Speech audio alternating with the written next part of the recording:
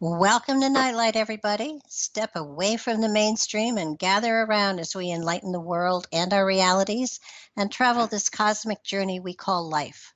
Join us as we share with you and provide that beacon that can ever guide us all to a better way. Explore with us as we examine a metaphysical montage of spiritual insights covering everything from the mundane to the magical, UFOs to unicorns, and everything in between. This is Nightlight, a reminder that you are never alone. We have an amazingly, wonderfully magical lady on with us tonight.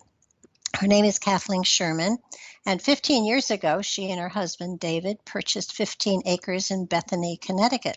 That's two parcels of land for those of you who are not as real estate oriented as I am, and they began to rescue animals from slaughter, neglect, and abuse situations. Over the years, they've saved hundreds of horses, dozens of sheep, goats, hens, roosters, many from the cockfights, dogs, cats, veal calves, and more. Long before the world went wild over Esther the Wonder Pig, Lockett Meadows Farm had Ozzy Osbourne, who weighed about 400 pounds and followed Kathleen everywhere. Uh, Autistic and Down syndrome adults have learned to ride independently on incredibly gentle horses, all of which came to the farm as throwaway or slaughter animals. Kathleen has offered programs for adolescent girls who suffered from bullying at no cost to those who couldn't afford it, which is most of the participants. Working with Kathleen's very special horse, Captain, the girls learned how to stand up for themselves and regain their confidence and self-esteem. While it is a nonprofit, Kathleen and David do support the farm primarily out of their own pockets. She writes children's books and their animals and helps to support the farm through her work as an animal communicator and medium. She's an amazing lady who has an amazing story. And at the top of the hour, we'll be offering readings on your pets if you choose to call in, but wait till the top of the hour. So, Kathleen, welcome to the show. Thank you for having me, Barbara.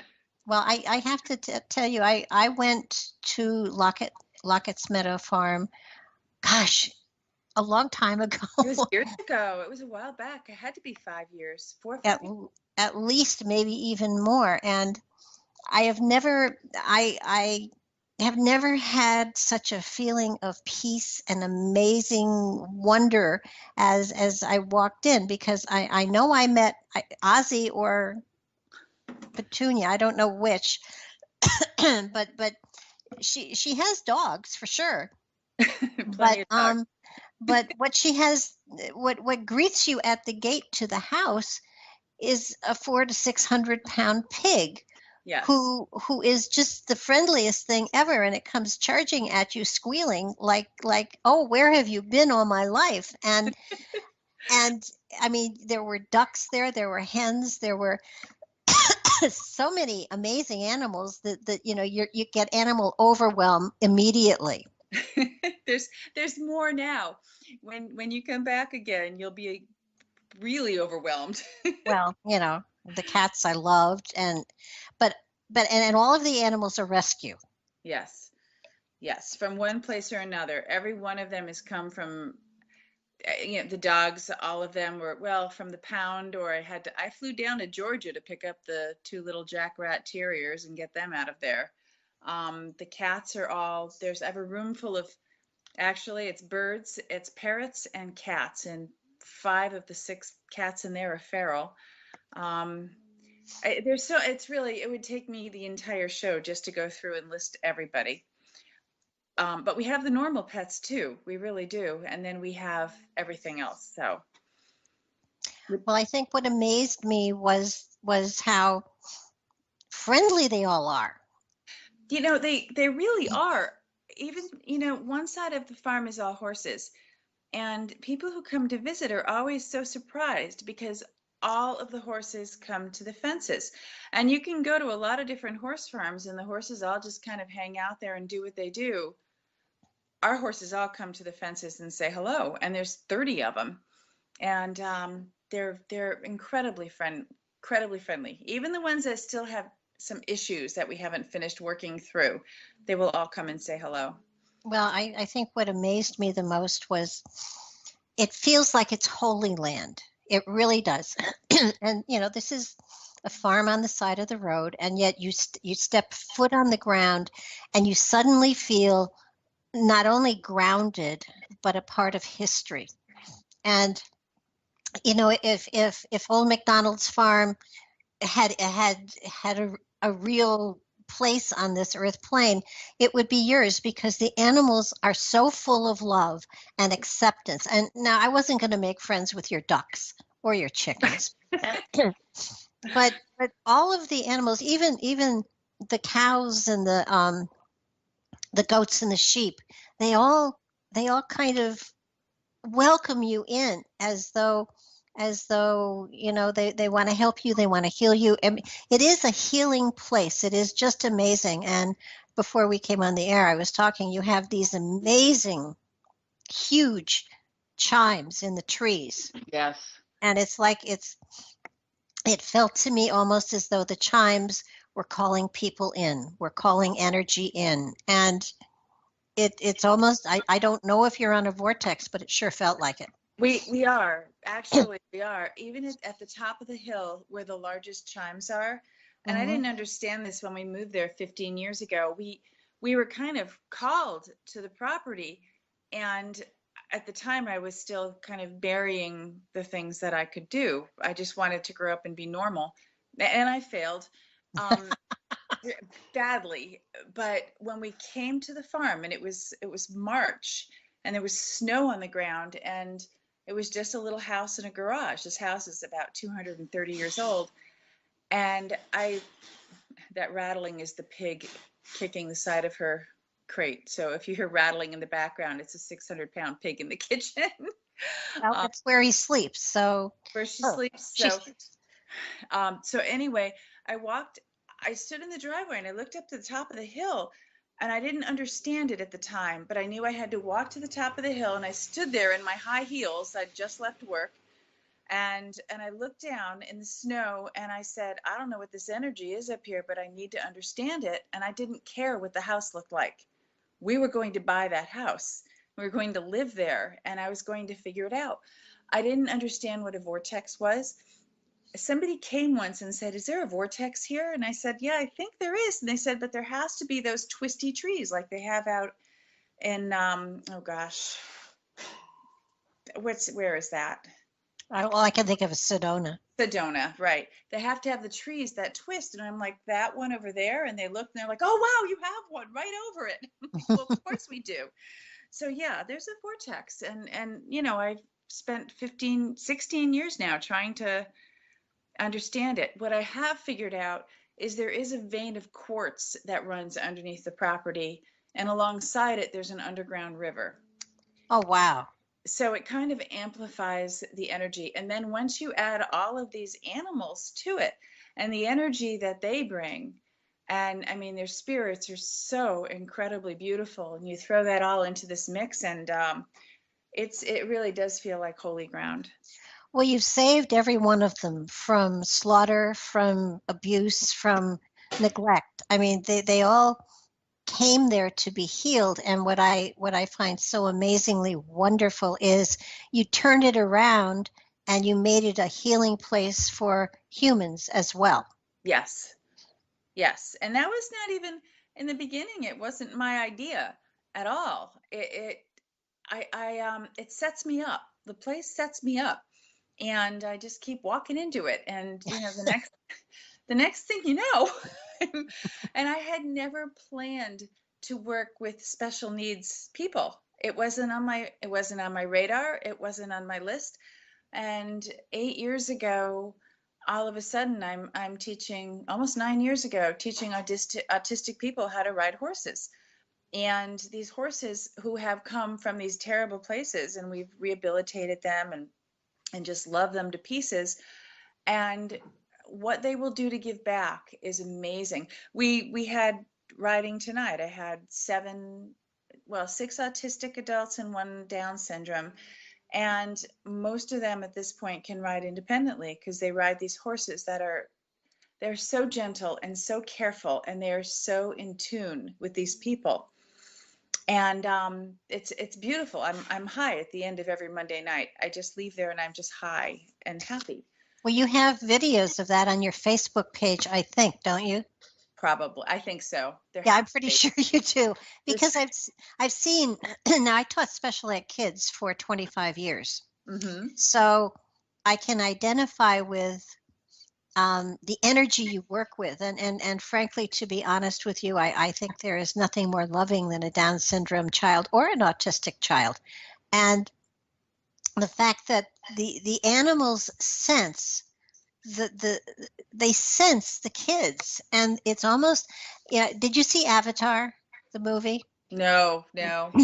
Well, in the movie, there's a place where the the people who live on this planet Pandora are able to link themselves to these animals that they fly, and there's literally a physical link to the animal, and so they are able to think, share thoughts.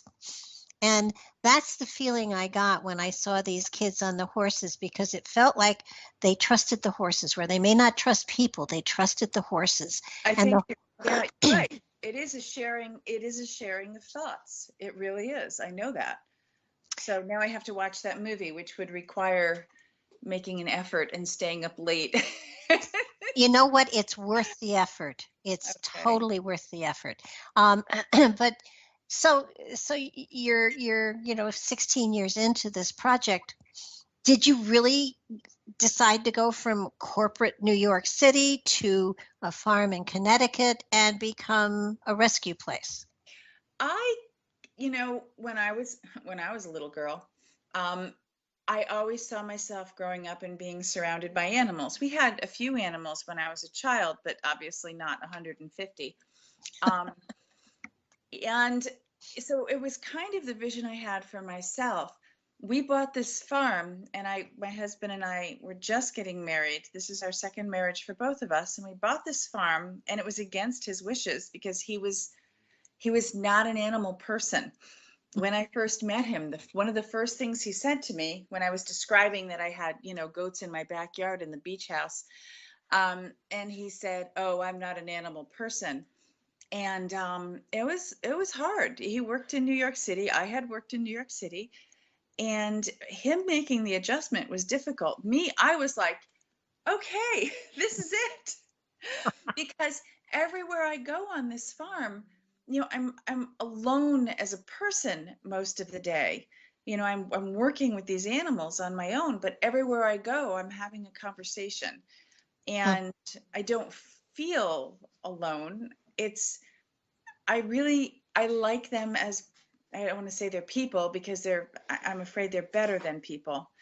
Um, They probably are. well, I think most of them actually are.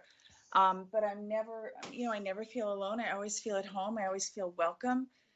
This is exactly what I wanted, but was fighting for a long time. I was an odd child, so my quest to be normal took over, and then again I failed. So yes, this is normal for me.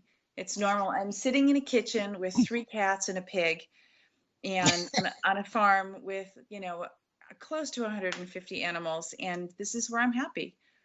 Well, what I find fascinating is that um, you really do talk to them, and most people go nice doggy, nice kitty, but you really talk to them, Well, and they really talk back. well, that's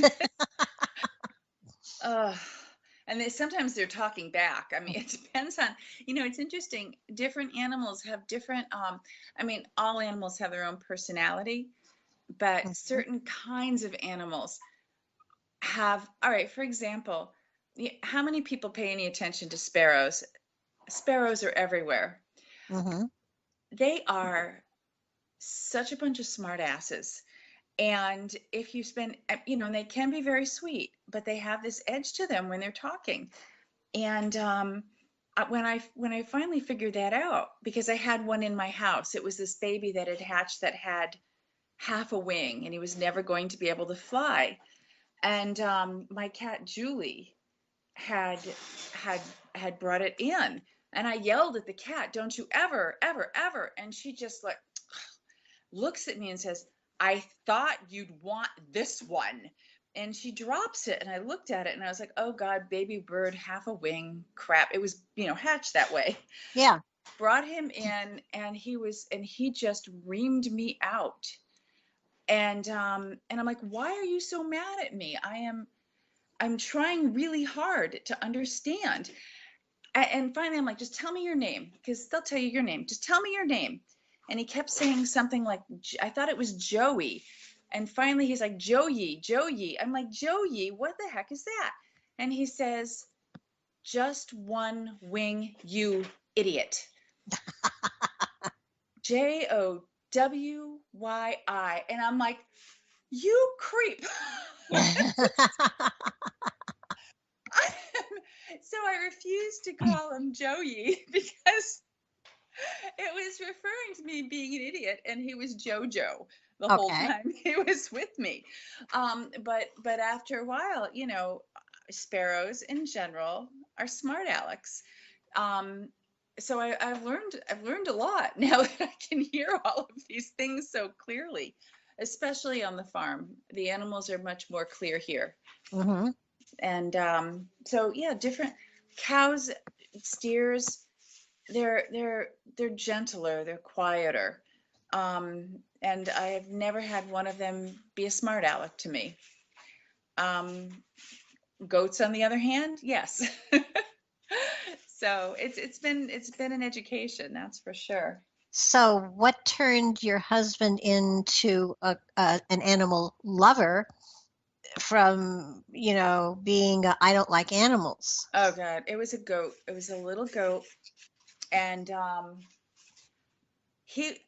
I had back surgery, and now I realize years later that it was a total setup. I slipped on the ice. You'd think it was getting tossed off a horse, but I just slipped on the ice and herniated a disc, and it fragmented, and I was in bed for weeks until they could get to the surgery. So I could not trim the goat's hooves, and they were getting long, and it was months before I was able to do anything like that again.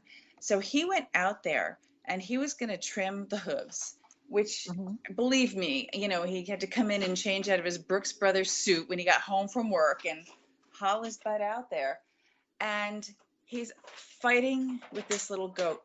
And Ezzy is just trying. I know she's trying because she always tried. And finally he yells at her.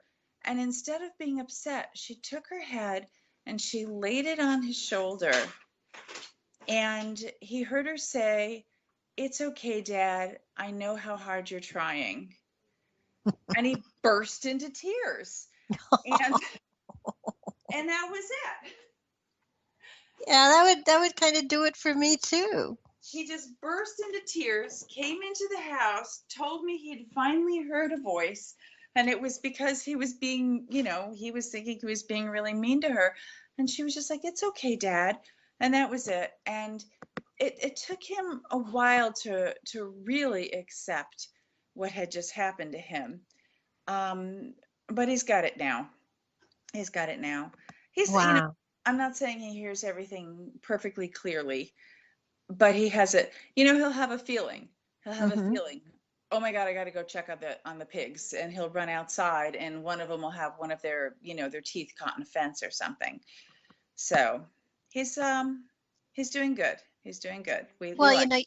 you do have an unusual house in that it's small and it's old, and you would expect a lot of cats. Come on, it's a farm, but to have a 400-pound pig sleeping in your kitchen, and then do you still have the parrots? Oh yes, yeah. There's 7 of them in the bird room with the cats, with the feral cats. They do fine. They do fine. They do very well together. What am I going to say? I have no complaints about how they get along. They talk to each other. They've got it figured out. Well, and what I really love is that, when you walk around and mud boots are a must there. The uh, paddocks, the corrals for the horses all come up to talk to you. They come, and you've got some that look like Clydesdales to me, and then Yeah. you got other horses that look like they were race horses, and I mean, they're just all so beautiful and well loved. And I know they all have to know that you saved them, and that they're in a place of healing and love, and they will never ever be abused again. Which is just, I mean, if I had my way, I would go to these places where they have all these cats and everything, and I just bring all the cats and dogs home. Hmm. But they'd fill the cages up again. So it does get to the point where, how do you um, how do you do it? How do you know what to take or who to take or what to accept? Have you ever turned an animal down? Yeah, I just got something today, and I'm like, no, no, not another rooster. Um, we get requests to take roosters almost every day. They go out and they buy the little baby chicks, and they're guaranteed that they're all female, they're all hens, and they are not. And then they start crowing, and the neighbors complain, and we get these calls. We can't take any more roosters. At one point, we had 14. People were just dumping them, but they fight with each other, and they will kill each other. Um, and you have to have we build rooster condos for them, so it's really kind of cute. They're these cubes. They're pretty big, like 4 by 4 by 4, Hmm. and they're next to each other, and they've got wire fencing in between so they can yell at each other. And I mean, really, roosters spend their entire day just going, yo, your mama, to each other. That's what they do. And they have a really good time doing that. But if they can't get at each other and hurt each other, then it's high entertainment for them to be alongside each other. So we're down to 4 right now, because that's really all we can comfortably take care of. We just can't have an entire farm filled with, it can't be a rooster co-op. Um, So, so what was the very first animal you rescued at the farm? it was a horse. It was a horse. Um, and he's still here. When we moved here, we bought the one side of the farm, and I brought all of my animals over from the beach house. And the next year we bought the other side of the farm. And I had known about the Premarin industry, but not like, I hadn't done a lot of research. Now I'm encyclopedic. Um, but somebody had hung something up on the bulletin board with all of these pictures of these foals that were available that would go to slaughter if they weren't pulled out of this industry. Ah, Well, there was this picture of this one little guy in the middle, this little Appaloosa baby standing next to his mama. And I saw him and I was like, oh my God, there's something about that horse. So I went online and I looked it up, and he was marked as having been saved. And I was like, okay, good. I don't have to worry about him. Well, I went back in a few days later, and he was no longer on the reserved list. And then the next day he was again. And it went back and forth for a week. And finally, I'm like, I can't take it. I have to know he's safe. There's something special about this guy. I mean, they're all special, but mm-hmm. So I called and I said, okay, what is it about that little appy? And I gave them the number, and they said, oh, that one. We're calling that one the foal of doom. And Oh I'm like, God. God, why?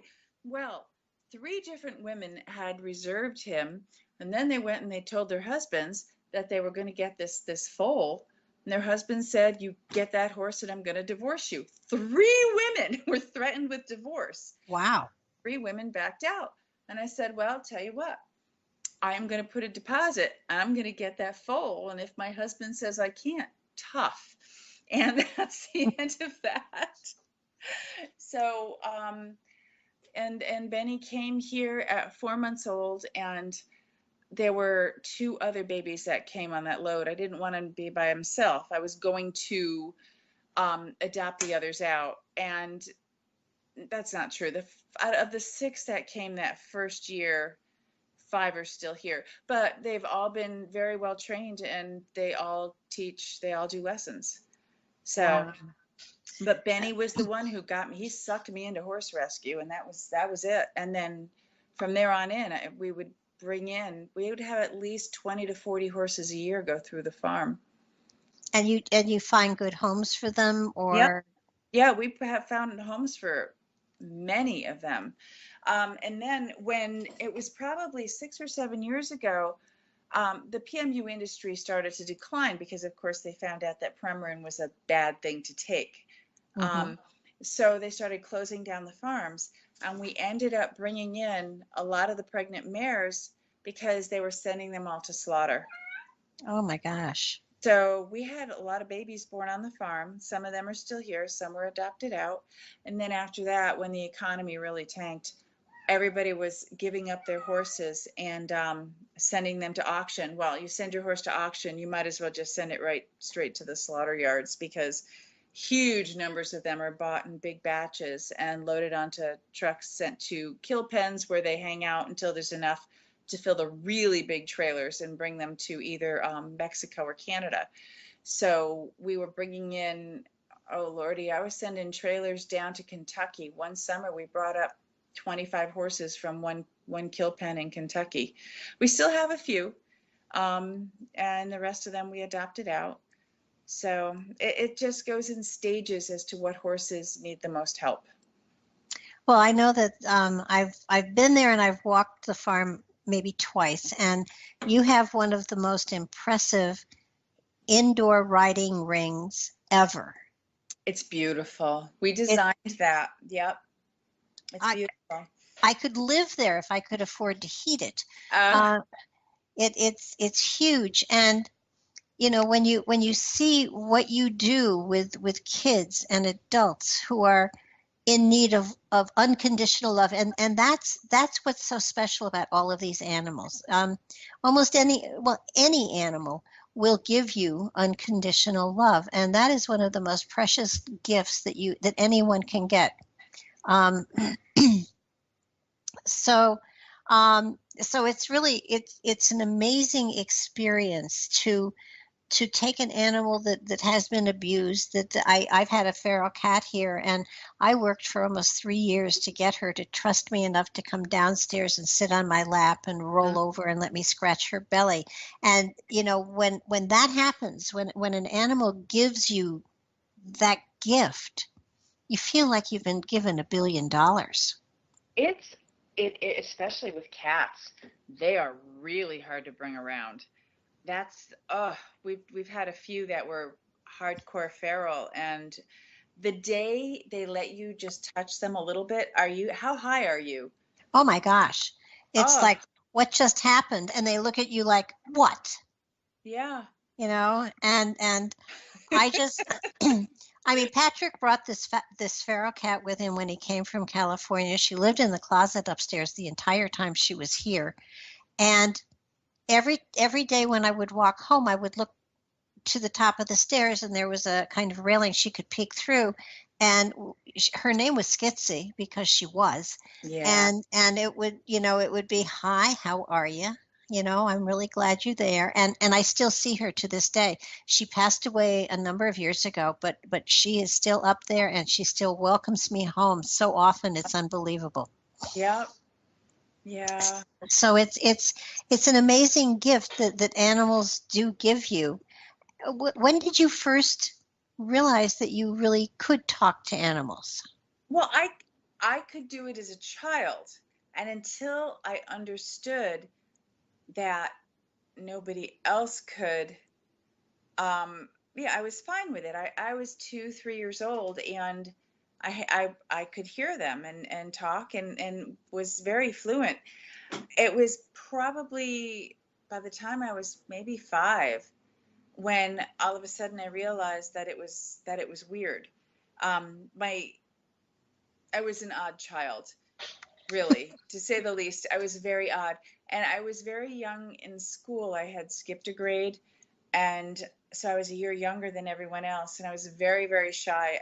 I would say I would be diagnosed with selective mutism now if I were a child now, but Hmm. but then I was just shy. Um, and I couldn't speak really outside of the home. So my job was to figure out how to fit in. And when the easiest ones to talk to are animals. It's not easy. So I kind of put a lid on it. I never let anybody know. When my kids were growing up, they instinctively knew what I could do. Mm-hmm. And it really wasn't until, God, it was probably 20 years ago that I slowly allowed myself to do more of it. But once I came here, the farm wouldn't let me. It just wouldn't let me. It just kept throwing things at me where I had to use it Mm-hmm. until I just did every day. Well, I think one of for those who don't understand communicating with animals, one of the main attributes for people who are whisperers of any sort is that they easily can slip into alpha, because animals are known to communicate in alpha, and people who communicate with animals are able to go into alpha very easily, and that's probably what you were doing.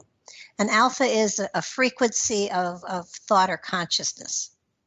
Yes. And it's interesting. I work with people who are trying to do what I do. And I think everybody can. Once you do it a few times and you understand what it feels like to be in that place, Mm-hmm. boom, you're there. It's just allowing yourself to go there the first few times. And then it's muscle memory is really all it is. It's like muscle memory. You just say, okay, I need to be there. Boom, I'm there. But it's like breaking down that barrier. Once you break it down and you can go there, it's easy. And not only then can you hear animals, if you allow yourself, if you say yes, you can hear anything. Oh There's yeah. I there's mean, no limit. there's a language of the wind. There's a language of certainly the little people and the elementals. I mean, Yeah. it's such, it broadens, it explodes your consciousness and your sense of reality, and it makes everything seem so vibrantly alive. It's unbelievable. And remember, you're a lot younger than I am, but there used to be a radio show on called Mr. Ed. Oh yeah, of course. No, I'm not. I'm 55. I remember Mr. Ed. But it's sort of like, I've been alone here with all my cats, of course, and there was a time there were 9 here, and people used to call me the cat lady, and I would agree.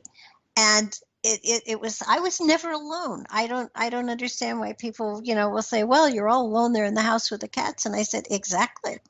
Yeah. Um, I mean, I have one of my cats. I stopped his allowance because I was shopping online for shoes, and I had put, I think, 5 pair. The Dansko, Yes. the I had 5 pair in my shopping cart, and I was going to buy 1 pair, and they were all on sale. So it was a matter of like, okay, I got up and I went to the bathroom, and when I came back, on the screen was, "Thank you for your order." And I looked at Leo and I said, Oh. "Did you just order the shoes?" And he looked at me and said, "Oh, you mean those?" And I said, "Yeah. Did you just press that button there that I'm pointing at?" And he said, "Yes." And the screen made, and it made a pretty picture. And I said, "Yeah, right." So I picked up the phone to call them to explain that my cat had placed the order and that I really didn't want 5 pairs of shoes for Right. $500.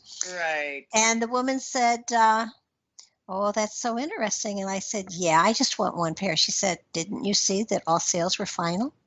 And I said, "My cat placed the order. I didn't." And she said, "Well, we have your credit card on file here.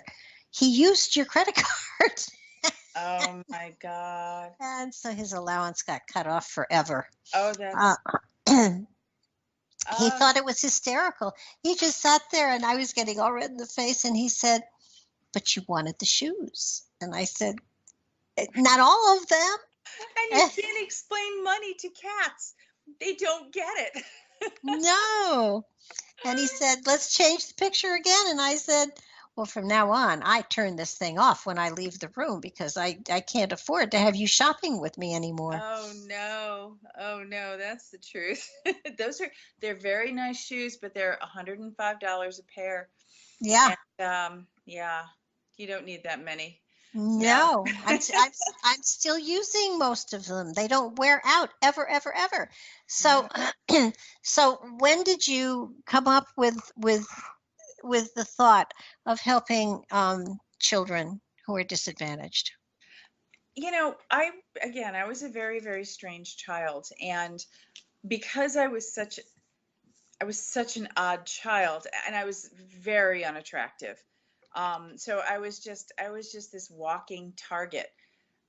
So probably starting from maybe third grade, I just slowly just slid down to the very bottom of the barrel in my class, and was the one that everybody picked on and teased, and I was beat up constantly.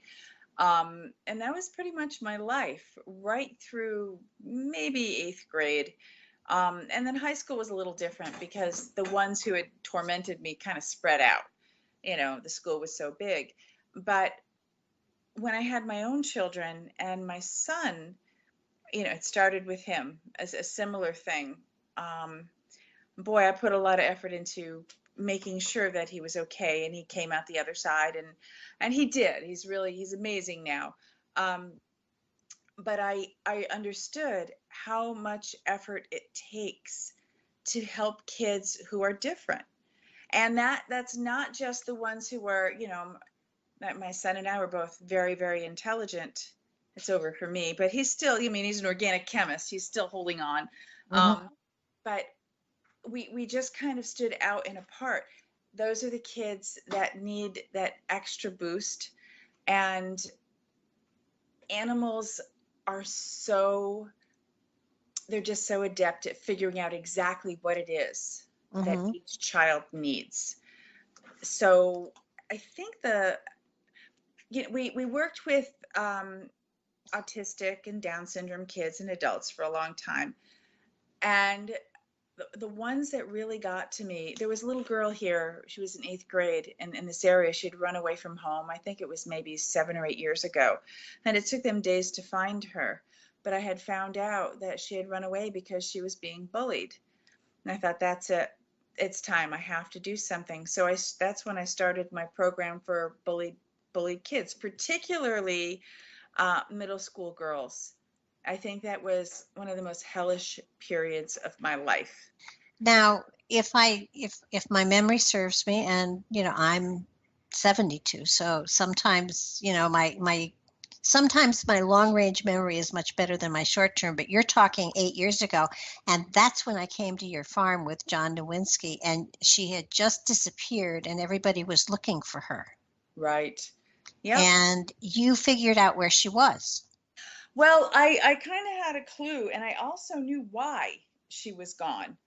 Um, and then and actually, she's a sweetheart. We got to be friends, and she came and she rode horses, and she's going into the animal field, which I think is perfect for her. Hmm. So it's become her life, and I know she's a communicator. And I think even just seeing somebody who does what I do, and knowing that, and understanding that it's okay to be like that. It's just, I'm not a walking freak show. I think I was as a child to a lot of people, but they can look at me and I'm functioning in this world, and I'm not a walking freak show, and it makes them feel better about themselves. I can say, look, I've been there, done that, and boy, did I want to run away from home, and hide and never go to school again and get beat up again. Um, but my horse Captain, it was funny. I'm like, I don't know which horse I'm going to use. That first group of girls who came in, there were half a dozen of them in various stages of being bullied. And I'm wandering around the farm. What horse am I going to use? And I hear Captain, pick me. I'm like, Captain, you're rotten. You're you're not nice. You're mean to everybody but me. Why on earth would I set these girls up to be just destroyed by you? And he goes, I know what I'm doing. You're going to have to trust me. And I'm like, oh, this is a horse. He was the meanest baby we ever brought in, except to me. He loved his mama. Probably was the reason for several of our hired hands to quit, because he, either kicked them or bit them, or, I mean, it was awful. And I'm like, okay, I'm going to trust you. Let's see how it goes. These girls came, and I set them each up with Captain. And I would say, all right, Captain, here's the deal. I need to know what their core issue is, because sometimes even they don't know. Mm-hmm. And I would, so there's this thing you do. It's called lunging, and there's a big long lunge line, and you hook the horse up to it, and you ask him to go in a circle around you. Yeah. And all right, I'll just tell you the story of this one little girl. She had him on the lunge line, and she could not get him to go, no matter what. And I'm coaching her, and he wouldn't go. And she just bursts into tears. And she's like, why is he doing this? I said, well, here's what he's doing. And he told me, I just realized right then, he was bullying her. He was bullying her in the kindest way he could, to make her see what it was in her that people saw that made them bully her. And in her case, it was that she was so chaotic and disorganized in the way she presented herself to people. So I asked Captain, what is it? And he said, tell her she has to clean her bedroom. It's a mess. Everything is everywhere. And I'm like, all right. So I told her that. And she goes, you've been talking to my mother. I said, no, I was talking to Captain. He says it's chaos. It's a mess. You've got to get yourself organized. And if you're working from a place that's more organized, it's easier for you to work with other people and defend yourself and be strong. You've got to come from a position of strength, and chaos is not strong. And she goes, if you could see my room, what color is it? I said, he's showing me everything is this abysmal pink. What is all the pink? And she's like, ah, okay. She wouldn't clean her room. It was 3 weeks. She would not clean the room. They came every Saturday. When she finally cleaned her room, that horse knew, and he very politely trotted in a circle around her. Oh my goodness. And I mean, he's just this brilliant, intuitive, psychic horse that knows what. Well, today she's in high school now. She's like 16, 17 years old now. And she plays guitar and she sings beautifully. And now she goes out and she's playing in clubs and she has a following. And I believe she's organized. And she comes from a place of strength. She knows what it is inside of her that is important and good. And Captain helped point that out to her. And all of these girls, from this first group, they've all done amazing things, all of them. And their parents were I have all these letters they wrote to me afterwards saying what a difference it made to their children. And that was this one horse, rotten horse.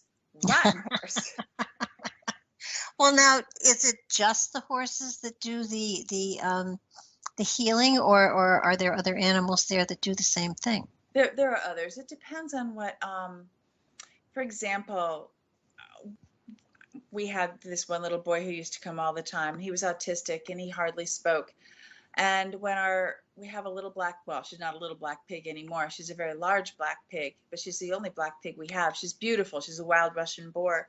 And when she was a baby, and this boy would come, and he took lessons with me, and he was quite good, but he didn't talk very much. But he would go and he would sit in front of Iris Magnolia, and you could tell that they were having this silent conversation.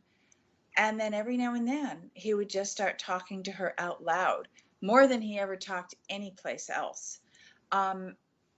They break down barriers for these children. And this is a kid who's now, I mean, he ended up completely coming out of his shell, and he's doing wonderful things. He's getting straight A's in high school. And as a child, he was diagnosed as autistic and he couldn't speak, but he would sit there and this pig would just quietly sit there, didn't move, right in front of him.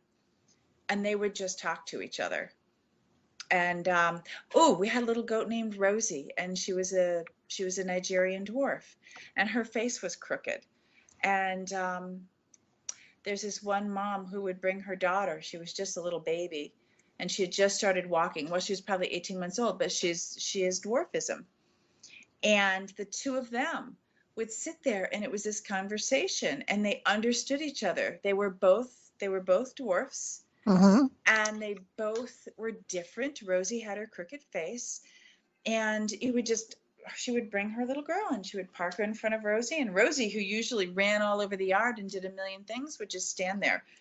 And you knew that they were just communicating with each other for 20, 30 minutes. And actually, she brought her back just this summer. I got to see this little girl again. And she's a wonderful, wonderful child, smart as can be. And we lost Rosie last year, and I felt so bad that I didn't have her there for her. But I think she did her work. Her work was done. So tons and tons and tons of stories. I could go on all night. Well, it's the Chinese believed that cats, that their purpose, their spiritual purpose, was to draw heavy energy from the people that they lived with, and I've seen that with the cats. I've seen them, come and lay on my chest if I was grieving or anything, and they would just lay there and look at me and purr, and you could feel the weight being lifted. And I don't know that the cats know they do this, but I suspect they do. Right. I think they do. I think they all know what they're doing. Well, yeah, I would say that we just don't give animals the credit for all that they can and do, because they get, they've taken stray dogs into prisons and helped the prisoners to heal, by giving them, dogs to train and stuff like that. And it's amazing the difference that an animal can make, where doctors and medicine just don't stand a chance. Right. Right.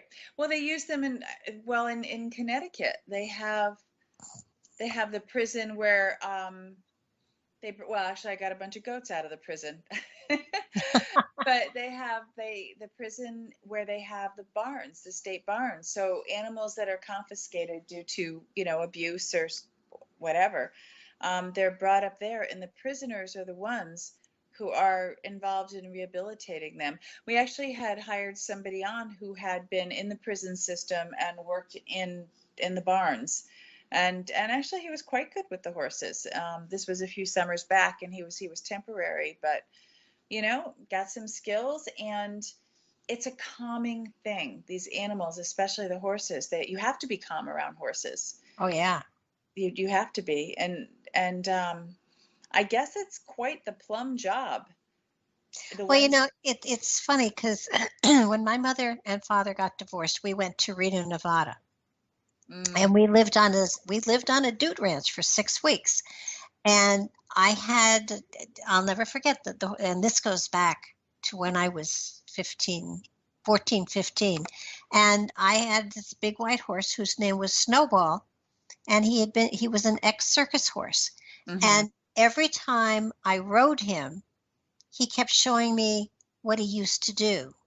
And it was the coolest thing. And I would sit there and giggle, and they'd say, "What's so funny?" And I was saying, "He's showing me the ring. He's showing me the clowns. He's showing me all dressed up with plumes and sparkly harnesses and everything, and some pretty women that rode on his back standing up." And they just looked at me. And one of the wranglers said to my mother, "Is she not well?" And my mother said, "No, as far as I know, she's got all her marbles." And and the wrangler said, she makes up really pretty stories. And I said, no. And you know what he can do? He can stand on just 2 legs. And the wrangler said, now miss. And I said, no, really, he can stand on two legs. And all I heard was hang on. And suddenly this horse is up on two legs walking around the corral. And I'm hanging on for dear life because I've never ridden a horse before in my life. Oh my goodness. But it was amazing. And I think that's the first time I actually heard an Right. animal talk to me. Wow. Right. These are things that when I read animals for people, they want to know, or they should know, where they came from. It Mm-hmm. it gives you to know their background, really helps you to understand them, to work with them. We had a horse come in from a kill pen in Kentucky, would only go clockwise in a circle over and over and over again. It would take two of us to turn him around and go in the other direction. And finally, I'm like, Hero, honey, what's the deal? Well, it turns out that for years, he was one of those ponies they hook up to those contraptions at the state fairs. And this was down south. And all he did for years was walk in circles, hooked up to it's like a living merry-go-round, Mm-hmm. and walk round and round and round. And he never went even any wider than that. It was a certain, meter circle that he walked in. It took us almost 2 years to very gently get him to go in the other direction. Poor thing. Just a reminder to those listening, we will be taking calls, and if you want to call in about one of your pets, Kathleen, the expert, and me, the novice, can certainly try to tune into your pet, see if we can get a message for you. The number is 310-421-4053. And the music is going to start shortly. I never know exactly when, but we're within a couple minutes of it. But I just I want to reiterate the Kathleen's website is as I scroll fast. Her website is www.locketsmeadow.org. And to help support all the work she does with the handicapped children and the animals, if you go to www.gofundme.com/Lockets Meadow, you can contribute a little bit to help them, defray the expenses of taking care of over 150 animals. And I think the problem with your farm is that you make everybody a member of your family, and it's very hard to let go of anybody. It's not easy. We do. Sometimes horses are very specific. They want to be. We had one named Susie, and she's like, I want to be a princess, and I cannot be a princess pony here. There are so many horses, and I want to be a special princess. And it took us 6 years to find the exact right person who would make her the princess that she. Boy, is she a princess now. She is so spoiled. She has a wardrobe that, well, I don't have much of a wardrobe, but lives in a gorgeous place and is just waited on hand and foot. And it turns out she's a princess. You just have to be patient sometimes. I couldn't let her go to just anybody, but I could let her go to the person who is going to let her be a princess.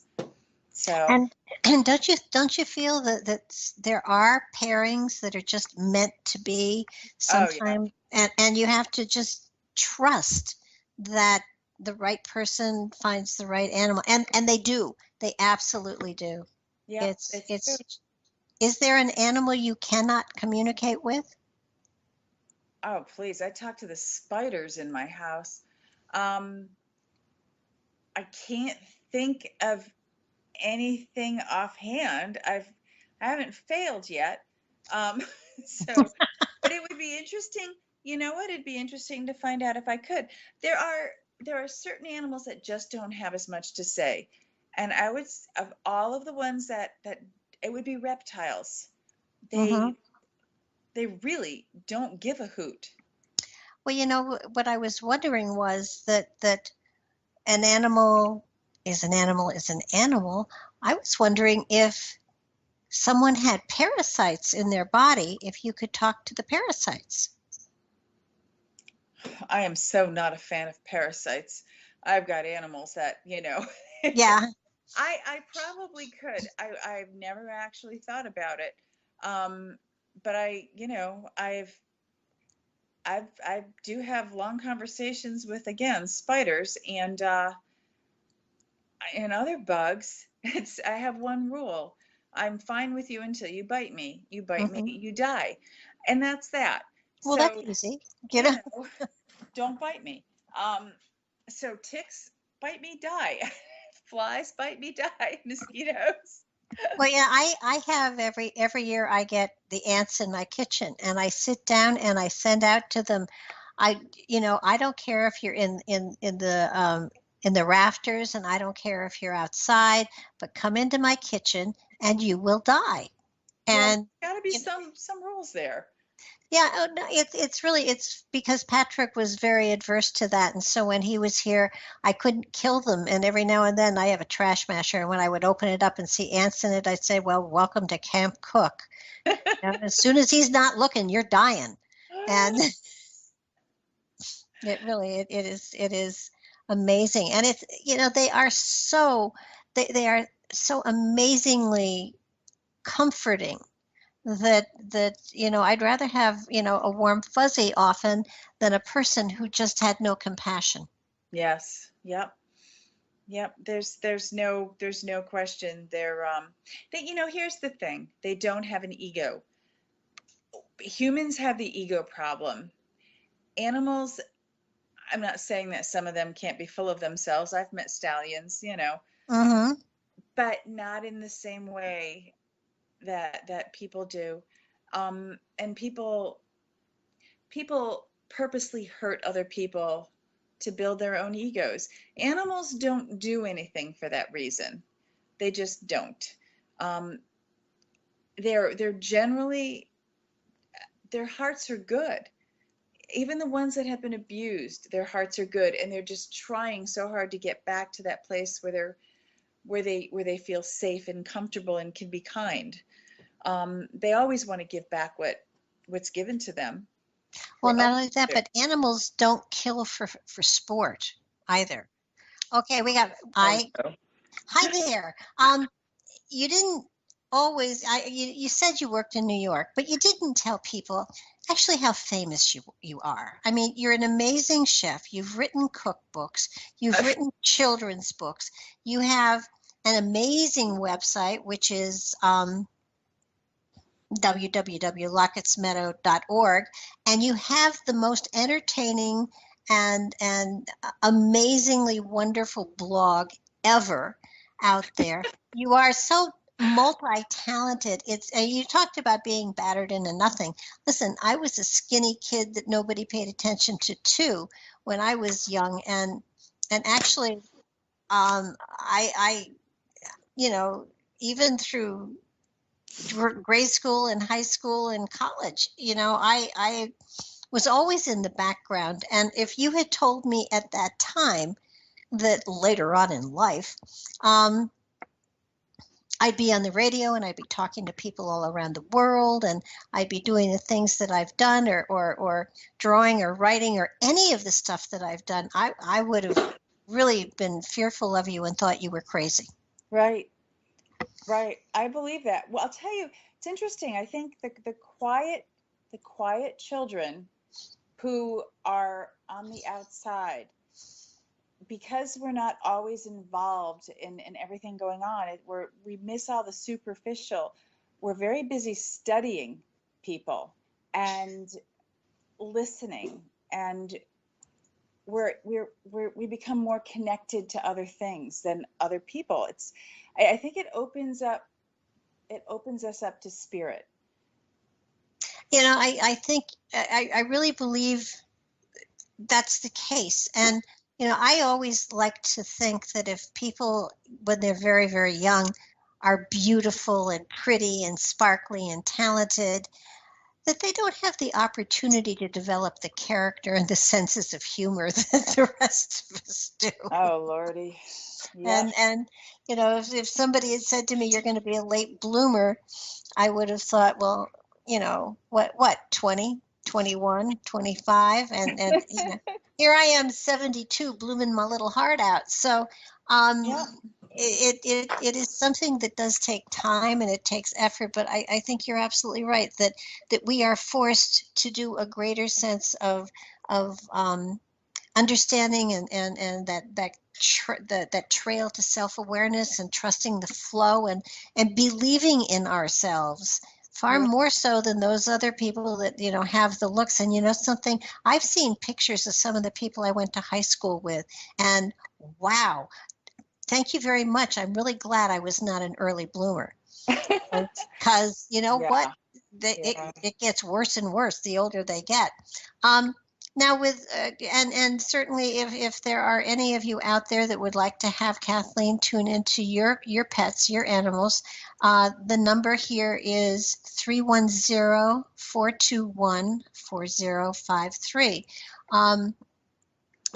But in lieu of not having somebody else calling, uh, you really, not only working with the animals, but but you have made contact with and are in spiritual connection to a group of Native American um, shamans. You want to tell me how that happened? That's kind of fascinating. It was, I do circles on the farm, and as a medium, and they're all very interesting, and I can chat with pretty much anybody. One day I had my arms in the air and I looked up and I saw all of these arms that weren't mine. And they were all these very brown arms, and I counted them, and there were 8 sets of arms, and they weren't mine. And I was confused, but I was like, okay, whatever. Eventually somebody will explain it to me. Well, not long after that, my horse Falstaff, who was the most amazing horse ever, we just read each other's minds. We worked together all the time. He died, which destroyed me. I knew he was being taken to Tufts by my husband. I had to stay home and take care of these other horses that were sick. It was a virus running through the farm. I knew I was going to lose him. When my husband got there, he called me and I said, I have to talk to him. And I talked to my horse and told him everything that he needed to hear from his mama before he crossed. And then I just curled up on the living room floor and waited, because I knew he would come to me when he did die. Um, so I'm lying there sobbing, and all of a sudden, one of my guides on the other side, his name is Chief White Dove. Chief White Dove shows up and he asks me, "Can I have your horse to be my own?" And I'm like, "Well, I guess if I can't have him, I would, yes, you may, you may." And he said, "I will give you a gift in exchange." Moments later, Falstaff shows up. They all ride off into the distance. I'm lying there sobbing, and my arms start flopping around on the ground. And I'm like, oh God, now what? Now what? My arms are flopping around. It's like 10 minutes, and I can't make them stop. And finally, they settle down, and I'm like, can somebody tell me what that was? And I hear, and this is the lead, Tatiana. She runs this group of 8 women. They're all medicine women, and she says it's a learn as you go. But basically, they were going to be able to heal through my arms, and I'm like, do I get a book? Can you give me a book? Can somebody give me the instruction book?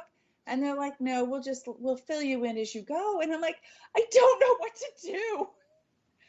But that was a few years back, and they've been coaching me, and we've all gotten to the point where we work together really well. I've trained a lot of other people in how to use their energy. We work on, oh Lordy, we've had great success with people with Lyme disease. I work on people going through chemotherapy, and I don't know what effect we have on cancer, but I do know that we can negate the side effects of chemotherapy. People leave with so much energy, they just go home and start cleaning their houses. Mm-hmm. That seems to be what happens. I worked on people here. I have my little corn house that I work in, and they just, when they start, like, as they walk by, they start pulling weeds and working in my yard. I'm like, no, go home and do that. Go home and do that. They're quite wonderful. It's, you know, just because you've died and crossed over doesn't mean you didn't love the work you did when you were here. And all of these women were just like waiting for some sucker to say yes. And I always say yes. And they wanted to continue doing their healing work, and they just needed a pair of hands to do it through. So we do very we get along well. I'd never been involved in anything to do with Native American culture, and we moved to this farm, and apparently it was holy ground for the Native Americans. So I guess I'm now an honorary member for somebody with curly blonde hair. Um, Yeah, you don't look the part much. no, no, I look like you know, that German Dutch thing happening. But they don't care what I look like as long as I'm available when, you know, when they want to do the work. And I'm more than happy to do that. I understand, you know, there are things that I love to do, and sometimes, yeah, you just need a pair of hands to help you. So Well, don't you think too that the people are the right people are drawn to the right person at the right time, and there is an energetic certainly with that with your property, with the land itself, that that does draw people in who are willing to trust and embrace the kind of energy that you share with them. yes, I think so. I'm sure of it. People who come who are not, who the farm doesn't actually want here, who they don't, who the farm doesn't see as being appropriate, chews it up and spits them out. People who are not honest. Oh boy, the farm dislikes dishonest people, and sends them packing. I can, boy, the stories. But yes, it does. It does draw spiritually minded people and people who are in need of healing right to it. And Hmm. my job is to say, okay, sure. So I say, I just keep saying yes. I'm not afraid of anything anymore. You know, when I was young, I had fears. All of these things were very fearful to me. I don't even care what anybody thinks of me anymore. And when I was growing up, that was the ultimate. You know, what if somebody thought I was strange or different? I'm so over it. But I have the protection of this very holy spiritual place, and I have the eight ladies, and you know, we're good. We're all good here. Wasn't a while back, didn't you have some either hawks or eagles? I forget which it was. We have hawks. Oh boy, do we have hawks. Um, there's a hawk here. It's Victoria.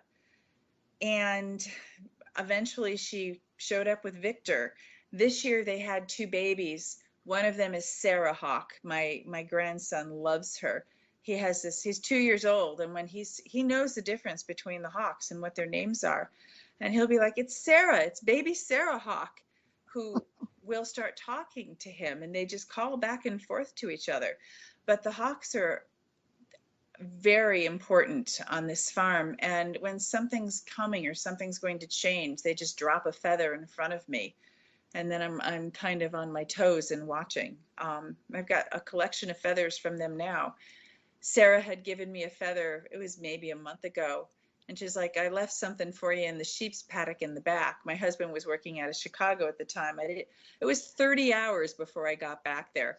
And I finally went back, and it was right where she had said it was. And I picked it up, and she flies overhead, and she's like, it's about time. Look, I got animals to feed here. But her mother, Victoria, came as a baby as well. And she attacked one of my ducks. And she was in the tree. And they can't eat the ducks, they're too big. And I'm screaming at her, don't you ever, ever touch any of my yard birds. You go in that barn and you clean out the rats, but you leave my yard birds alone. Later that day, all the ducks are huddled in the corner of the yard, and I'm like, what are they staring at? And I go over, and behind one of their huts, and she didn't even move, I'm 2 feet away, there's Victoria, and she's eating a rat. And she looks up at me and she's like, are you happy now? I'm like, well, yes, as a matter of fact, I am. Well, from there on in, I'd never seen anything like this, but she would sit in the barn on top of the stall doors and just pick off rats. And as her babies come, she explains to them, they are not allowed to touch my yard birds, and they don't. That's So, amazing. Now, yeah, different animals, do you think have different healing modalities to them? absolutely, absolutely. Um, they all have different animals have such different energy. Think about it. There are animals that are, I mean, hawks. Everything is sharp.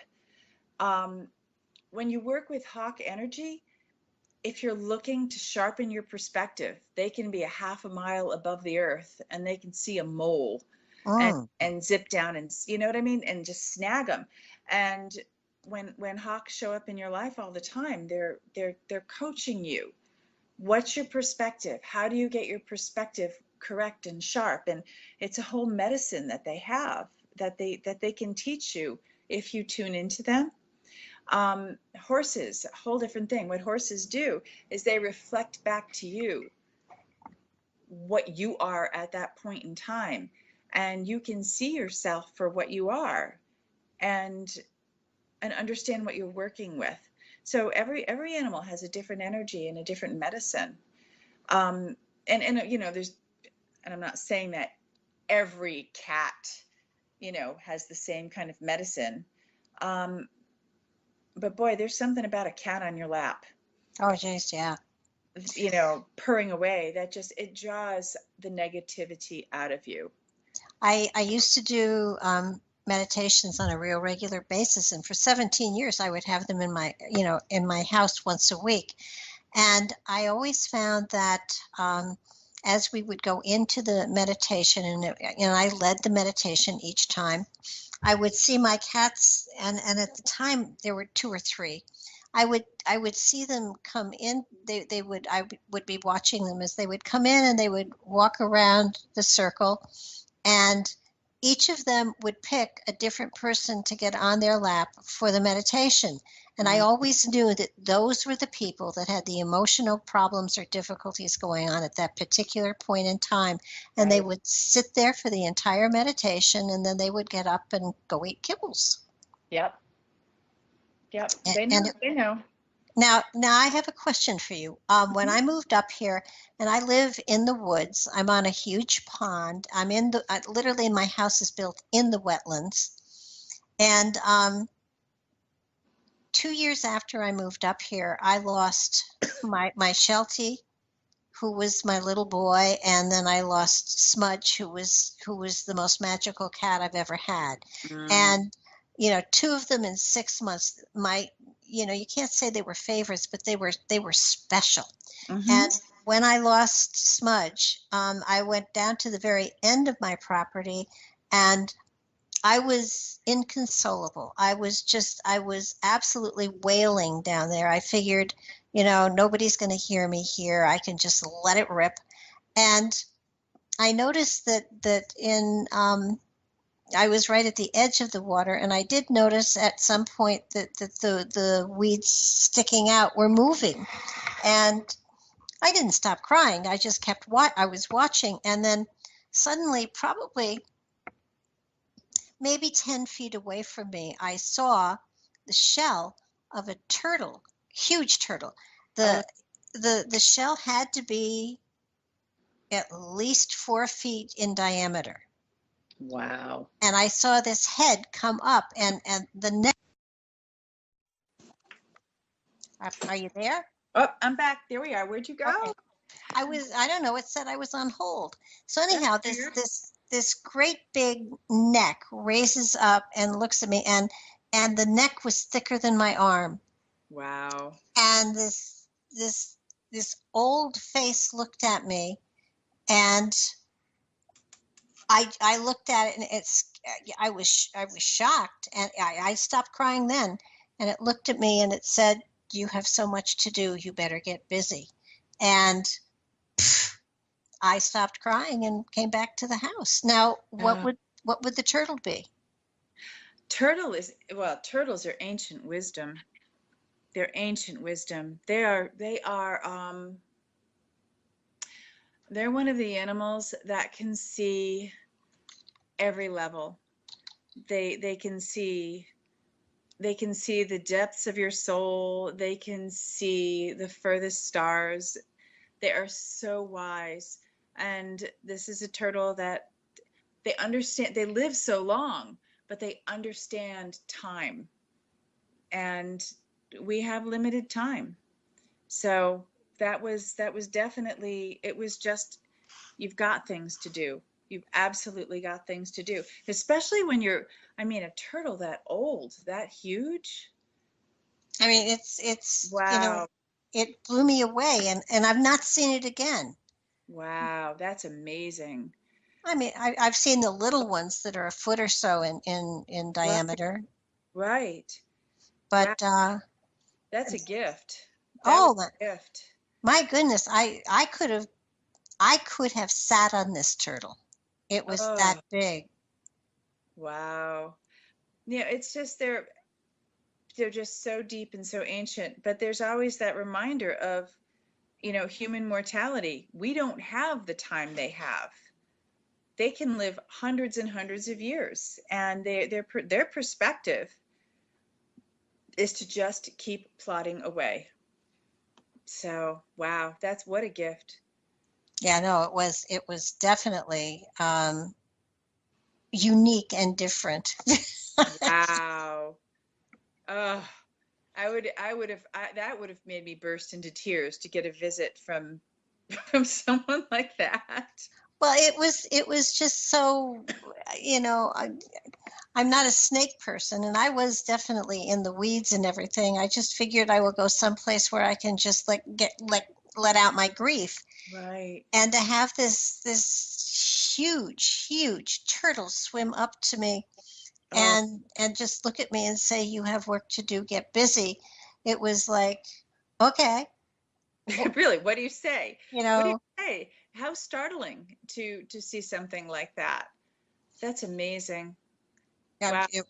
yeah, no, I was definitely blown away by that. That was a little bit more than I could actually handle. And when I came back to the house, there was a guy that was working in the yard, and he said, "Are you okay?" And I said, "Yeah, I'm pretty sure I am." And he said, he said, "Suddenly I didn't hear you, and then you're back here." And I said, "I have work to do, I guess." He said, "What are you going to do?" I said, "I don't really know, but." I better get doing it. Look, if a turtle that probably weighs well over 100 pounds tells you to do something, you just go do it. Absolutely. Oh God, that's Absolutely. amazing. Wow. No, that was definitely that was one of my moments of okay, I'm on special land here, and the animals are talking to me, so I have to trust that something, that this is going to blend into something or whatever. I was so surprised. I've talked to a lot of people, but a lot of animals, but not anything quite like that. That was Wow. amazing. Okay, we've got a call here. Let me see who we've got. Hi, 305. You're on the air. Who is this? Good evening, Barbara. This is Deanna. How are you? Hi, Deanna. We're just fine.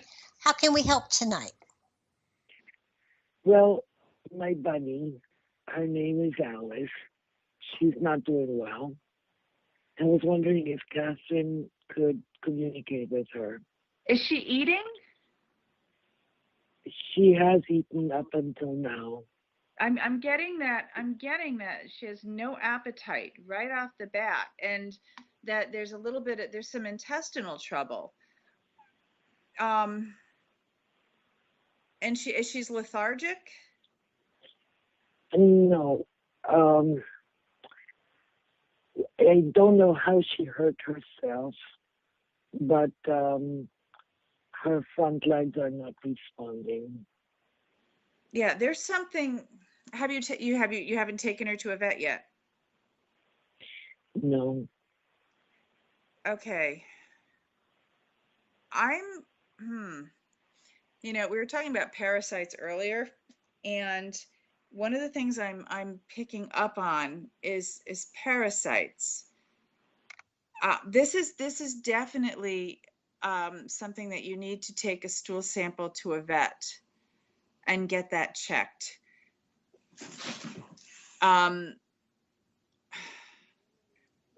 Parasites are tough. They can affect an animal neurologically, and I'm just getting a feeling that she's not alone in there. She's really it's Can I add to this? sure. I feel she's fallen and that there's a pinched nerve there. If you can find a holistic homeopathic vet that does either acupuncture or chiropractic, it might help a little. It's yeah. I would definitely acupuncture won't hurt anything. Acupuncture is a good way to go. She's not using her front legs at all. She's unable. I feel she's. I think she's leading. Do you think she's what? I'm sorry. I think she's leaving life behind tonight, probably. I feel that there's definitely something intestinal. I really think you need to have the stool samples checked. I'm not, she may have an injury, but that's not, I don't think that's her major problem. I feel there's something systemic, and I think it really, there are parasites involved.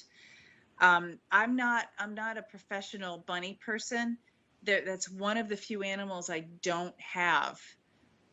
So I can't give you, horses, I can tell you all kinds of things, dogs, but I can't give you any specific directions. You really do need to, and I know it's expensive to take your animals to the vet. It's not just about money. It's just that I don't have the transportation. I'm not supposed to have her here.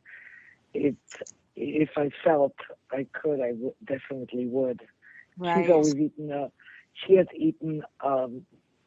She's almost 5, and she's eaten fresh diets all along, whether it's kale or arugula or you name it, walnuts, bananas, everything Right. is fresh, always. But this just happened this week when I came from work the other day. I noticed it, and it's been about 2-3 days, and I can't.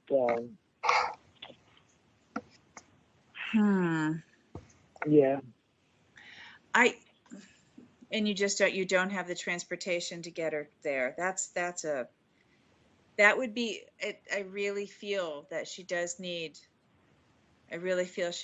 the attention of a vet. I wish I were more of a bunny person. It's just not, I just don't know. I don't know how to treat them, but I would take a little research online. You could probably do some research online on worming bunnies. And if you're giving her fresh food, that's perfect. That's wonderful. But you can bring in, on produce, you can bring in parasites. Certainly. Deanna, can you take a taxi cab and get to the vet that way? I'm sorry. Repeat the first part, Barbara, please. Can you take a taxi cab?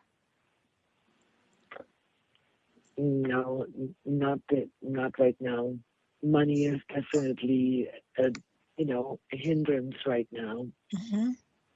And probably in a couple of days, yes, but right now, no. I would just.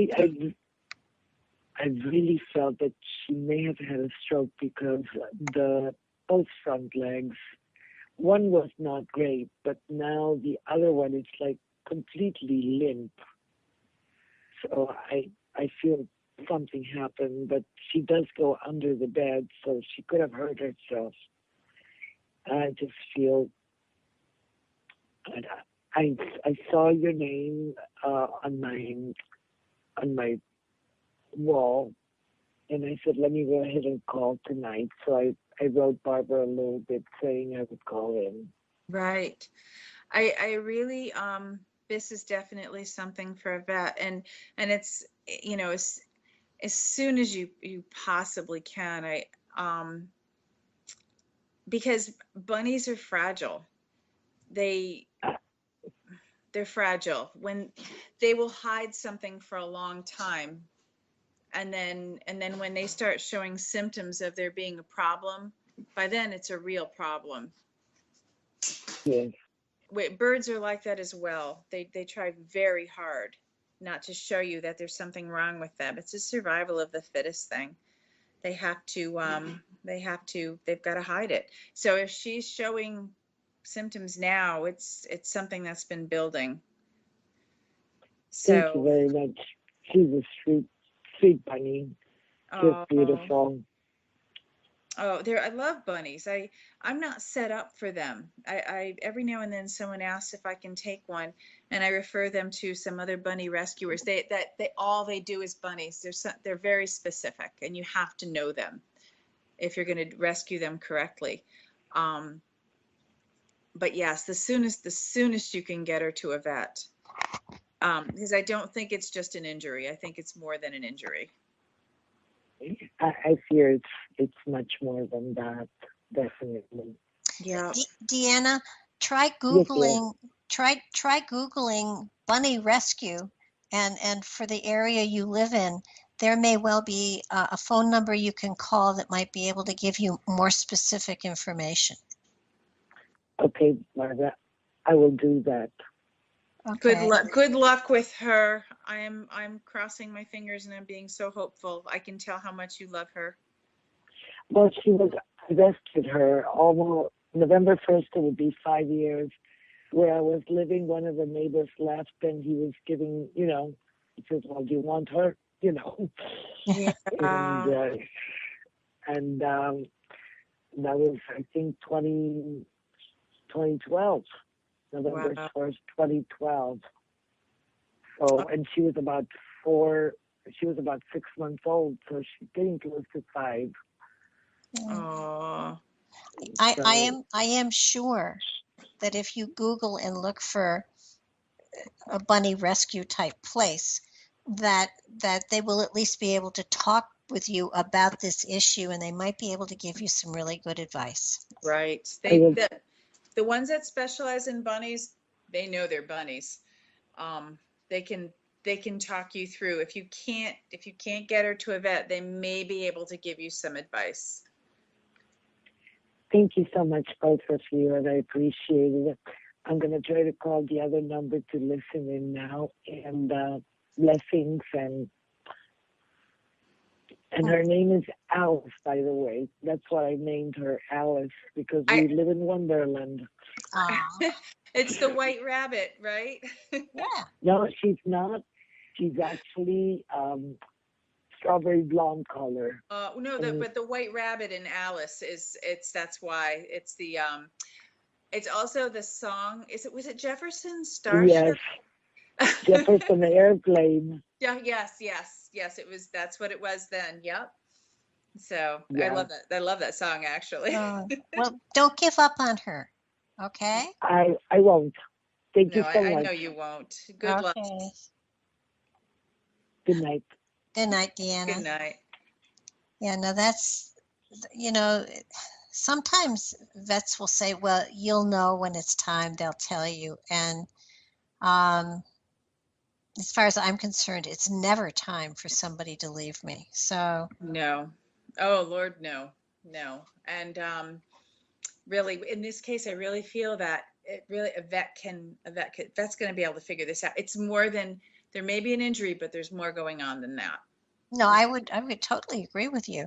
But Deanna is a very special person. She's been calling my shows for probably the last 7 years. Oh. And she's an amazing lady. And I did not know she had a bunny. So, you learn something new every day. Absolutely. But it's funny. I had when my son was just born and I lived in Michigan, there was a homing pigeon that came to the window of my kitchen, and of course I called him Homer, and it was amazing because I would put stuff out for him. He'd peck on the window when he wanted food, or peck on the window when he wanted water. He wasn't injured, and he let me get close enough, and I kept saying, "They got a tag on you. You must have an owner. Your compass must be broken or something." And he would just look on me and tap on the window more. And he tapped on the window to the point where I said, "What do you want me to do?" And he held his foot up and he said, "Call home." And there was the phone number on the tag. And I Oh. picked up the phone and I felt a little stupid, but the man answered and I said, "This is going to sound so strange." He said, "Are you selling anything?" And I said, "No, but your bird's on my windowsill and wants me to call you to come and get him." And he said, "Oh, he got lost again." And I said, "I No. have to tell you, this bird has no sense of direction." He said, "You're not telling me anything I don't already know. Where are you?" And the man lived about 40 miles away. And he got in his car and he drove the 40 miles and he picked up the bird. And I said, don't set him loose with the others. He can't keep up with them and he's going to get lost again. He said, "No, don't worry. He's going to be put out to, how did he put it? He's going to be put out to stud or something." It was, Uh, and that the bird liked. So, I mean, they do. I mean, they're so better than human.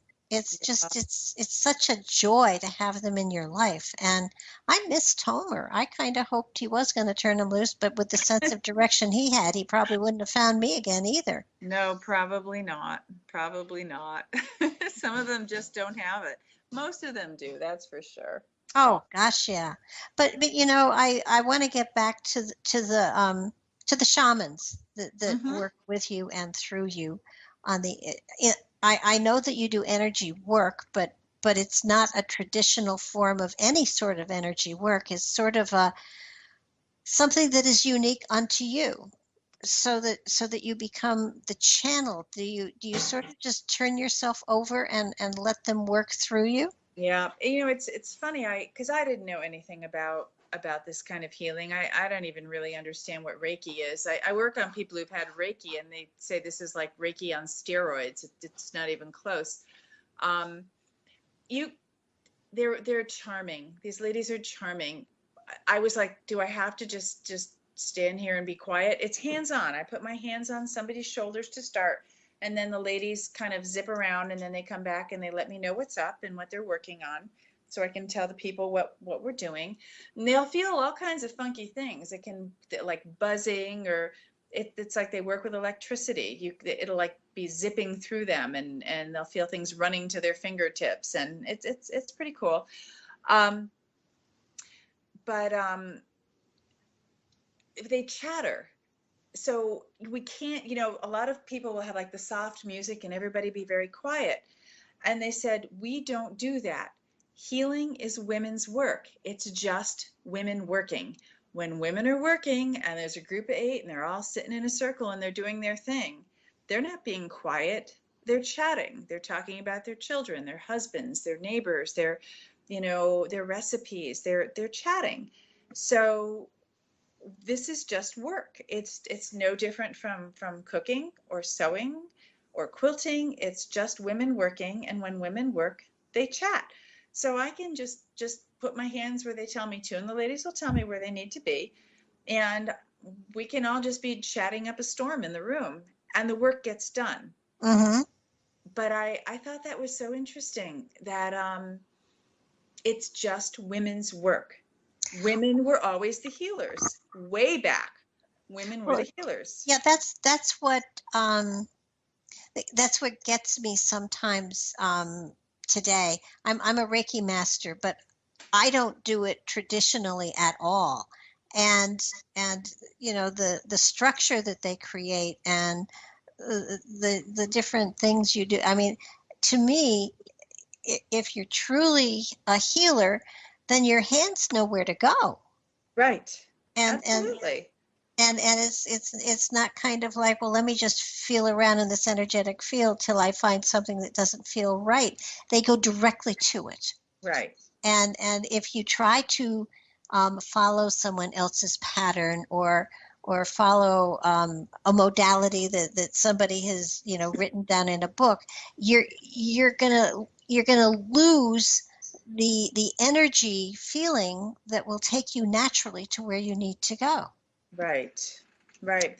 I have friends who are very into healing, and they've studied this. They've studied this. They've spent a lot of money to learn how to do these things. And this one woman, I love her. She's tries so hard to learn as much as she can. And she's like, well, what do you do about hygiene? I'm like, hygiene? What do you mean hygiene? Well, when we're taught to do this, we have to dip our fingers in alcohol or spray our hands with rose water and I'm like, what? And she's like, how do you clear away the energy from the person that you just worked on? I said, I don't have to worry about that. The ladies take care of all of that. Mm-hmm. I'm not doing it. They are. I'm just kind of hanging here. It's under control. The last thing I have to worry about is that. But that's what a true healer is. I mean, the rituals that some of these people make up are to me just ridiculous, and I don't understand how anybody can really work within the confines of the restrictions that they create for people. I can't imagine. I mean, I I've had people say I use a deck of cards frequently, and somebody will come up and say, "Can I touch your cards?" And it's like, of course. And how do you cleanse them? Do you set them out at the full moon with crystals on them? And it's like, no, anybody that touches them leaves all their good energy in them, and the more readings I do, the stronger they get. And it's, I mean, there's such there's such mystery that people weave around the things that are just so natural. It's But unbelievable. don't you think that when these, all right, Reiki has turned into a little bit of a cult thing. Everybody has to do it a certain way, and Mm-hmm. it's become a little bit of a religion. And when things, it's control. Somebody's inventing something that they want to have complete control over. And I don't think that something like healing has to have that. If you're a healer, you're a healer.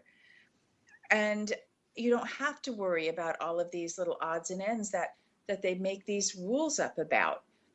Oh, yeah. Well, It, Reiki is a reasonably new art form, and it hasn't been around for 24 or 48 centuries. It's only been around a very little while in comparison to a lot of the other stuff. right. And their symbols and everything, they named their symbols to they are so complicated, and they have to be done stroke after stroke after stroke.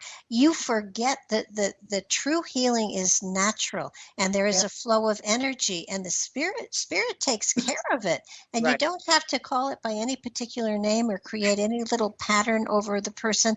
You just have to share energy, and that's Right. truly all it is. Well, people ask me, how do you, when I start, when I'm teaching them how to do this, and they're like, well, how do I call the ladies in? I'm like, you don't have to call the ladies in. They know their job. You start, and they will be there. They don't need to be called. All you have to do is think of them, and it's just like anything that's spirit. You think of them, and you're instantly manifesting them. They're But going to be there. I would totally agree with you, kind of. Because if the intent of the person that you're trying to teach is not genuine, the ladies will not be there. I've not, well, so far, I haven't had that happen. I haven't. So I'm not going to worry about it unless it does. No, but you will find that there are people that on an intellectual level want to do something, but they're not willing to work for it. Maybe, yeah. And if you haven't, then you're very, very fortunate. I've never had a person that I felt was negative that I've read, and I've been reading for 50 years. So I'm the right people are drawn to you, and so long as when someone is drawn in, then they're ready, and that's all there is to it. Right. I want to bring up first, I want to also bring up your cooking, because you do a tremendous amount with cooking too. I do. I love to cook, and there's not I joke about it. There's not a long list of things I'm extremely good at, but I am a really good cook, and I'm vegan, and nobody ever eats my food and is wondering, where the main dish is. I can cook, and I have one YouTube video, and I'll eventually do more, but it's when Petunia Buttercup was a baby, and I had more people asking me, how do you make your pierogi? Because my grandmother was Slovak and she taught me. So I was like, let's put a twist on it. Let's do it in my kitchen, and let's make pierogi, and we're going to see how many we can make, and can we make them in 5 minutes flat, because everybody's afraid to make them. It seems like a huge project. Mm-hmm. So I set the kitchen up and I start making pierogi. Well, in the kitchen, there's 2 dogs, there's a pig, there's cats, and I'm working around all these animals, and I'm rolling them out at light speed. And Petunia Buttercup, who was maybe 5 months old at the time, took advantage of the situation, walks into the other room, goes into the pantry, and pulls down a box of pasta and starts eating it. And I'm like, my husband's holding the camera and filming. I am not going to stop, because I am going to get these made in 5 minutes. And it actually ended up being so funny. 30,000 people have watched that little video, because at the end I give Petunia a couple of pierogi, and she just wolfed them down and loved them.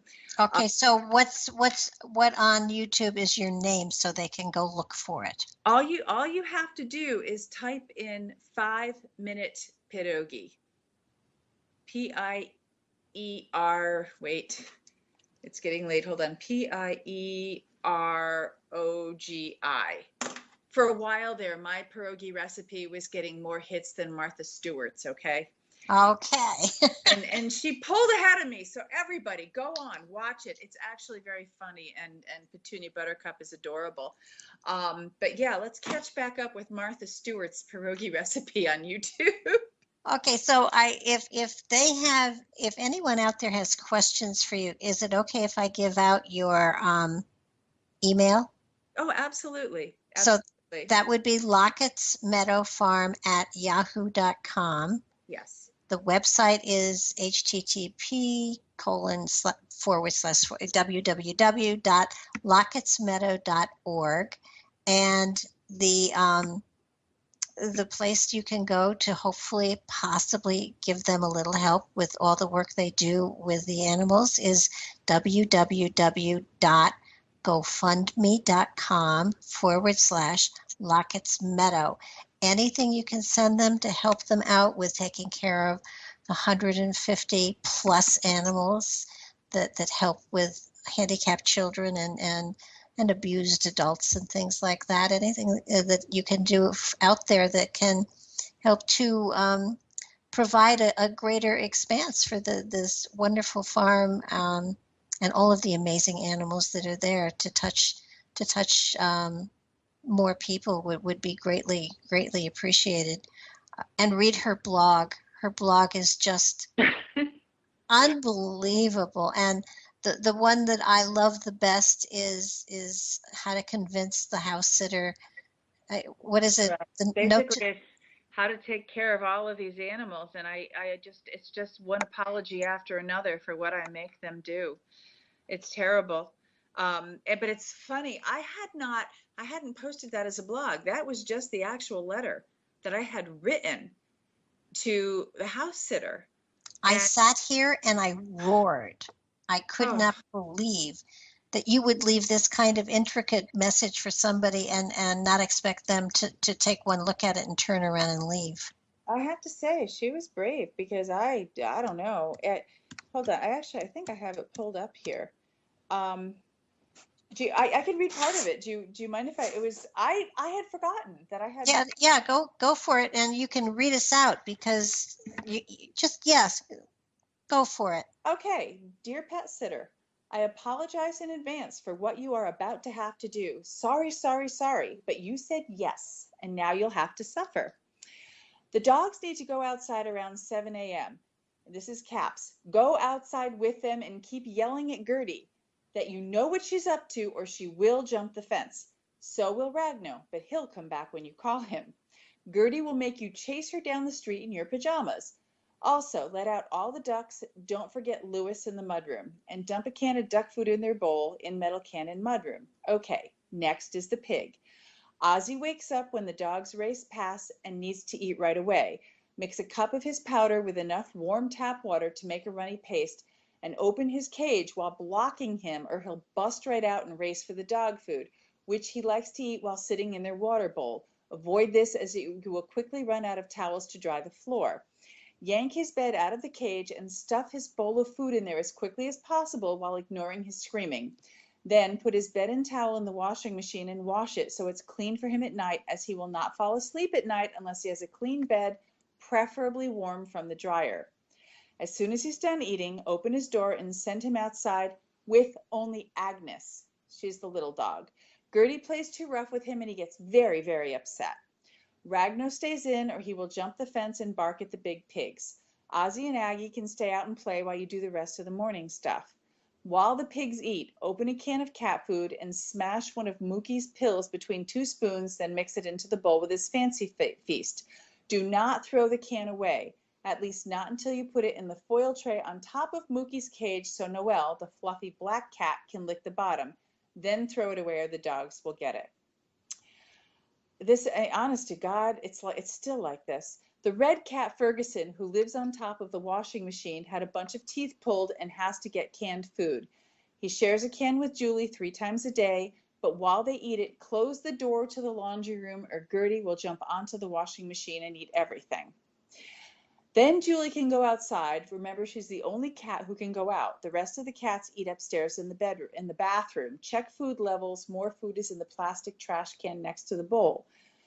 Keep gate at bottom of the stairs closed because if the dogs eat the cat food, they have to go outside to pee all night. Now, I know you're afraid of birds, but wash your hands after handling any other animal because the parrots can be susceptible to germs carried by outside animals. Give the smaller parrot 3 almonds next to the computer and the larger parrot 7 or 8 almonds. Then add kibble to their bowls. Do it through the grates if you ever want to use your fingers again. Don't try to do the waters because several of them will escape through the water opening if you take the dish out. Bad, bad, bad. I usually cook them a hot breakfast, but they'll survive for a day or 2. Bo will probably, Bo's my daughter, make them an omelet when she watches them. By 8:30, I usually have the dogs in the indoor arena and running. If you want to keep Ragno inside, you have to close the big sliding doors Okay. and jump the gate. If you want to if you want to hear Yep. the end of this, you're going to have to go on her website and find it there, but it's hysterical. Thanks, Kathleen. Thank you, Barbara.